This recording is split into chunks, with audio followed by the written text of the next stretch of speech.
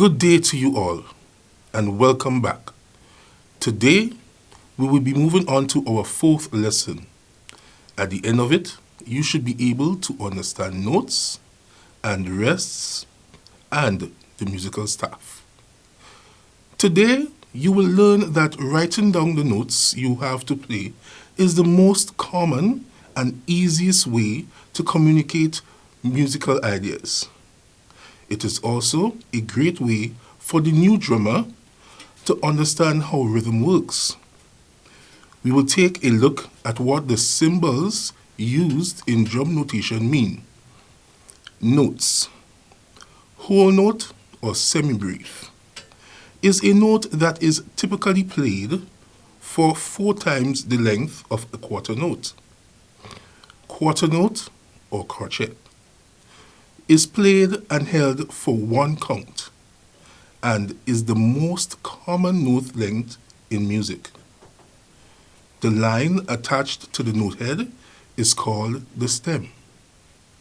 The round shape you see is called the note head. In a quarter note, the note head is black. Half note or minim is a note that is played for half the duration of a whole note and twice the duration of a quarter note. Eighth note or quaver is played for 1/8 the duration of a whole note or semi-brief.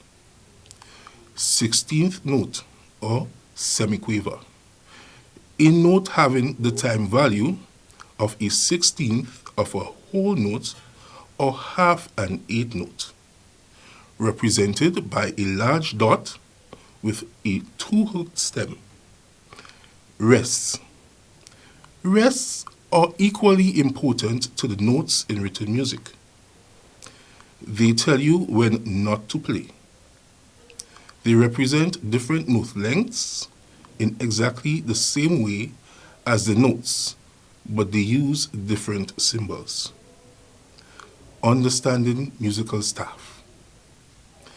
Drum notation uses a staff and notes just like conventionally written music.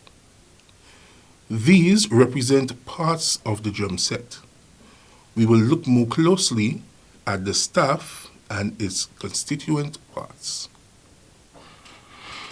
Music is written on a staff, which consists of 5 parallel lines and 4 spaces. It is usually divided using bar lines to represent measures. Measure is a section that contains the beats. There are 3 types of bar line to remember. Single bar line, the most commonly used bar line that divides up the measure into boxes. Double bar line. These are used to signify the end of a particular session. Fine bar line, used at the end of the musical composition, pronounced fine. Double bar line. These are used to signify the end of a particular section.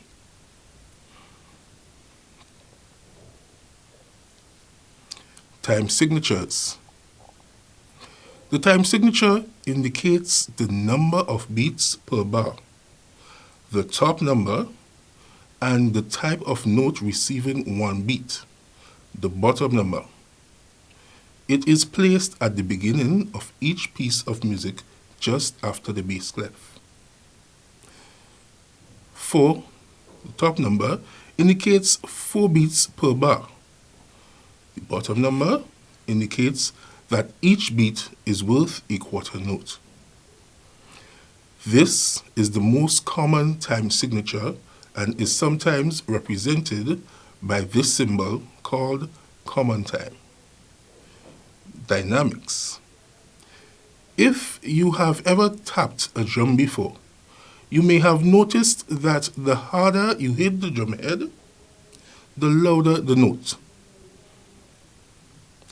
But if struck softly, you will hear a quieter note. This difference in volume, when used musically, is called dynamics.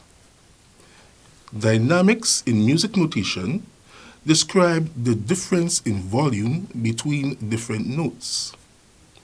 Gradual or sudden volume changes are described in these ways. Crescendo. Here, the musical phrase increases in volume. Decrescendo, the opposite of crescendo, also known as diminuendo. The phrase gets softer. Accents, an emphasis or stronger attack placed on a particular note or set of notes. Ghost notes or grace notes, the opposite of accents.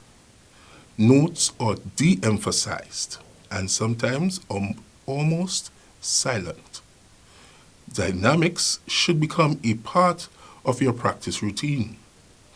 By practicing a beat or drum roll at different volume levels, you will be able to control dynamics skillfully and incorporate it into your musical vocabulary.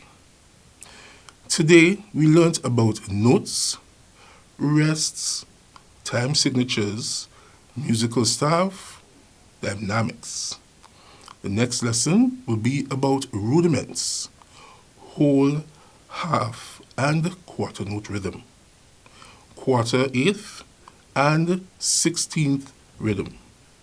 The next lesson will be about rudiments, whole, half, and quarter note rhythm, quarter, eighth, and 16th rhythm.